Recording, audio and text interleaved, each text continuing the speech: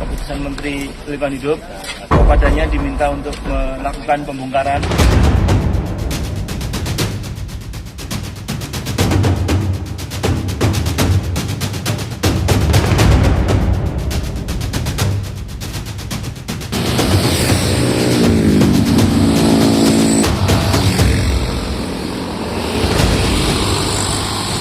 Ini adalah salah satu lokasi Taman Wisata Mata Air Ciburial yang juga terkena dampak dari kebijakan Kementerian Lingkungan Hidup. Kawasan ini yang menyajikan nuansa kehijauan justru menjadi salah satu target dari adanya ketentuan dari pemerintah itu.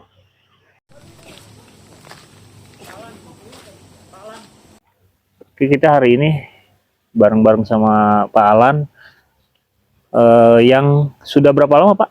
30 tahun. Hah? 30 tahun. 30 tahun menjaga mata air Ciburial.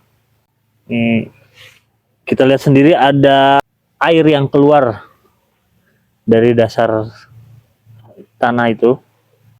Pak, ini airnya pernah ada yang meneliti kandungannya apa? Kalau diteliti mah dari kementerian udah pernah neliti, di debit airnya 60 liter per detik, pH-nya 9 lebih. 9 lebih. Terus lokasi ini masih beroperasi Pak apa gimana? Masih tapi beroperasi. udah dipasangin pelang juga dalam pengawasan, kata Pak Asep tadi. Dalam pengawasan Kementerian LH. Lingkungan Hidup. Gak ada omsetnya sama sekali ya? Ada tapi cuma satu mobil. Satu mobil. Ya. Biasanya ramai banget. Biasanya ramai, karyawan banyak. Karyawan banyak sekarang? Sekarang itu penghasilannya sedikit. Termasuk Bapak nih, kena dampak ya. Udah nggak kerja lagi di sini. Kerja. Sebelah sini kita lihat ada bangunan yang kemarin sempat viral dan ini dibongkar oleh pengelolanya atas permintaan dari Kementerian LH. Dulu hanya kafe kopi. Dulu berapa yang kerja di sini, Pak? 9 orang yang sekarang ini dirumahkan, termasuk Bapak ya.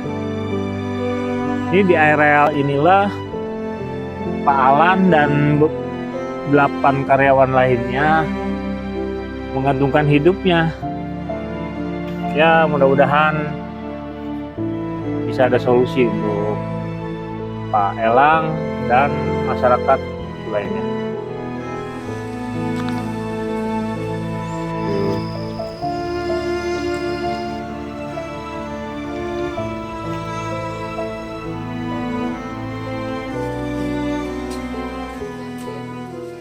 Siapa Pak? Nama saya Alang. Pak Alang. Iya. Kalau katanya ada nama asli. Nama asli Ujang Kusnadi asli. Ujang Kusnadi. Kenapa dipanggil Alang? Mungkin waktu muda dulu nama tenar doang. Nama tenar. Nama udara lah ya. Nama udara. Bapak kerja di mana? Dulu sebelum itu saya kerja di Wisata Agro yang mengelola mata air ya. Mata air apa? Mata air Ciburial. Ya. Dari nol itu saya mengelola sekeluarga sampai mendiang orang tua juga ikut, kakak segala macam, adik, ponakan. Itu sekeluarga kita mengelola cinta lingkungan kita. Berapa lama kira-kira dari dulu Bapak muda sampai sekarang? Dari saya pas punya anak satu aja ngelolanya ya. Mungkin 30 tahun ya. 30 tahun ya ngelola. Katanya pH-nya bagus tadi. Berapa? pH-nya emang bagus, pH-nya sekitar 9 lebih. Debitnya 60 liter per detik. 60 liter per detik. Itu udah diukur oleh beliau-beliau yang ngerti ya. Oh, dari IPB segala macam ya, udah pada dari Aqua segala macam. Dan ini warga sini semua manfaatin air itu. Ya, yang ke bawah semua manfaatin air dari ini. Dari situ langsung ke keran langsung bisa minum. Ya, langsung bisa minum. Mereka nggak butuh PDAM lagi berarti. Ya, Pak, bisa diceritain Pak kisahnya Bapak ini seperti apa perjalanan kinerja dari dulu ngerawat sampai terakhir katanya tempat Bapak disegel sama Kementerian Lingkungan Hidup. Seperti apa Pak? Banyak liku-likunya juga sih. Ada manisnya, ada pahitnya karena banyak orang hidup Mhm. Ada manisnya, ada pahitnya. Sampai kemarin kita dapat kena segel, ya kena imbas karena kita dirumahkan. Dirumahkan. Iya, nggak kerja lagi. Nggak kerja lagi ya. Termasuk rekan-rekan yang 8 sama anak saya. Jadi 9 sama saya. 9 orang Ya, 9 orang yang terdampak. dirumahkan, yang dampak. Mhm. Dulu penghasilan Bapak punten nih. Dulu penghasilan tiap bulan berapa dari? 2 juta lebih lah. 2 juta lebih. Iya. Itu cukup Sebulan. untuk menghidupi anak Cukup istri untuk apa ya? menghidupi, karena anak juga kan satu kerja, ada yang membantu. Oh gitu. Anak berapa Pak jumlah? Anak semua 3, yang satu udah nikah, yang tadi yang perempuan belum nikah. Nah, itu kena imbas juga, yang paling kecil kelas 3 SMP. 3 SMP. Iya. Udah berapa lama Bapak nganggur punten nih? 4 bulan, jelang 5. Jelang 5 bulan bertahan gimana terus di Ya, penghasilan? Dari penghasilan kita serabutan aja, kita pasrah sama yang di atas saja. Oh. Mungkin nggak nyampe sejuta lah kita sebulan sekarang. Oh gitu ya. Turun drastis gitu. Turun drastis. Saya lihat di rumah Bapak ada warung juga. Paling warung kecil ini. Ngandelin itu aja jadinya. Ya sebulan paling nggak dapat 1 juta, ini paling 300.000. 300.000 sebulan Bapak ya. Sebulan. Terus kalau solusi untuk bertahan selama ini serabutan apa aja sih Pak? Apa aja, paling ada yang nyuruh kerjain apa aja saya kerjain. Nyabutin rumput. Nyabutin rumput oke, Ya motong ampun. rumput oke. Apapun yang Bapak Apapun kerjain saya demi kerjain. keluarga lah ya. Kenapa tempat Bapak yang katanya konservasi lingkungan, ngejaga mata air malah disegel, itu gimana ceritanya Pak? Ya mungkin saya juga kurang tahu itu dari segi administrasinya ya, nggak tahu gitu kok disegel, bangunannya nggak permanen kan? Iya, nggak ada yang permanen ya? Nggak ada. Nggak ada yang permanen di situ. Kedainya juga kecil. Kedainya kecil. Itu milik siapa Pak? Itu dulu punya Ibu Ayu yang dari Bogor. Terus dipindah tangankan. Kalau nggak salah udah dipindah tangan, kalau nggak salah. Ya kurang tahu juga kalau masalah itu Pak. Dan itu KSO yang Ya, Bapak tahu ya? KSO itu KSO. Karena kita kan vendor. Oh, vendornya Gunung Mas. Gunung Mas. Jadi dulu itu sebelum penyegelan berapa yang bisa dihasilkan oleh mata air Ciburial ke negara itu? Kurang tahu kalau itu Pak. Saya sih kan nggak tahu berapa hasil sebulannya gitu. Kurang tahu.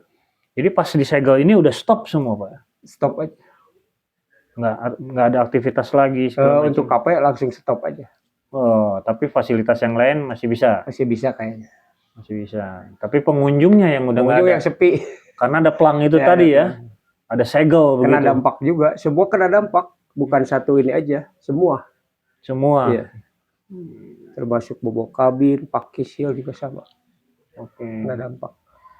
Itu Bapak katanya tadi cinta lingkungan, cinta alam gitu sampai melestarikan air aja saya. Nama Pak Ujang tadi diganti jadi Pak Alang. Itu gara-gara itu katanya infonya. Cinta lingkungan saya. Cinta lingkungan. Merawat mata air sampai sekarang. Nah, apa aja yang udah Bapak lakukan sejak dulu untuk mata air Ciburial? Kebanyakan penanaman pohon dari gundul sampai jadi hutan yang tadi itu kan. Iya. Hutan Rasamala itu kan dulunya benar-benar gundul gitu. Gundul. Iya. Udah nggak ada pepohonan, cuma ada mata air itu aja tadi. Dan itu nggak pernah berhenti air. Alhamdulillah nggak pernah. Walaupun musim kemarau panjang juga nggak pernah berhenti. Wah luar biasa ya. Keajaiban alam mungkin ya, salah satu keajaiban ya, alam. Keajaiban alam. Nah waktu dulu kan Bapak stabil ya, penghasilan stabil. Nah sekarang yang dirasain sama Bapak setelah nggak ada penghasilan, terus anak gimana itu sekolah Pak? Ya kalau anak pasrah aja sama yang kuasa, mungkin nanti ada jalannya. SMP tadi saya dengar. SMP kelas 3. Kelas 3. Tahun depan mungkin ke SMA atau SMK. SMP mana itu Pak? Al-Barokah Cisarua. Oh swasta? Swasta. Swasta, berarti ada biaya dong? Ada biaya. Buat SPP, buat bangunan juga, buat ujian. Sekarang nih mau ngadapin ujian, lumayan. Bayar lagi? Bukan negeri kan? Iya, terus gimana? Nyari uangnya gimana? Ya mungkin kita cari serabutan aja. Yang penting anak sekolahnya. Perjuangan juga ya Pak ya Mas. Usia sekarang Bapak berapa? 54. di usia 54 Bapak harus tetap berusaha lagi sekarang. Dari nol lagi nih Ya. ceritanya Pak ya. Dari nol aja sekarang. Dari nol lagi. Apa yang sudah Bapak bangun segala macam ini artinya tidak jadi bekal untuk di masa tua berarti Pak ya. Iya. Terus kalau dari perhatian pemerintah ke Bapak ada nggak? Kayaknya nggak ada. Nggak pernah. Nggak pernah. ada. BPJS aja bayar. BPJS tetap bayar Pak ya kita ya. Sakit aja bayar Pak ya. 100 berapa 3 orang. Nah kalau dari sisi harapan Bapak nih harus setelah penyegelan, setuju nggak sih Bapak dengan adanya penyegelan kayak gini? Ya mungkin kurang setuju juga, semua juga pasti sama kurang setuju karena kita dirumahkan, nggak ada aktivitas ya, nggak kerja, nggak ada penghasilan. Padahal yang menurut Bapak di sini bangunan yang melanggar banyak ya? Banyak tapi nggak disegel. Nggak disegel malah. Iya. Yang justru kelihatan mewah gitu. Mewah itu malah nggak disegel. Ya? Ini sebuah keanehan juga ya Pak ya, menarik juga ini. Jadi yang disegel justru bangunan yang sedang melestarikan lingkungan dengan cara konservasi lingkungan tadi ya Pak. Penanaman pohon udah banyak. Udah sering dari dulu, umur udah tinggi-tinggi tadi Pak ya.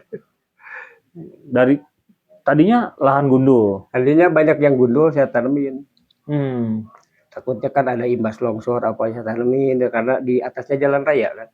Oh, dulu kelihatan mobil. Kelihatan, jalan raya tuh bener-bener kelihatan kan. Sekarang udah ketutup.